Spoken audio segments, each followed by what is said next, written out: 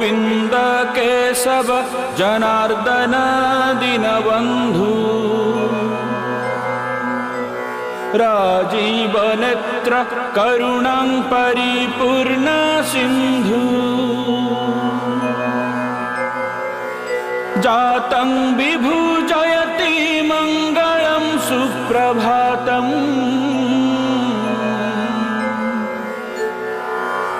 नीलाद्रीनाथ जगदीश जहि निद्रा घंटा मृदंग वहमितं वाद्यवृंदै गीतेस्तथा स्तुति भितरत्रो दीवो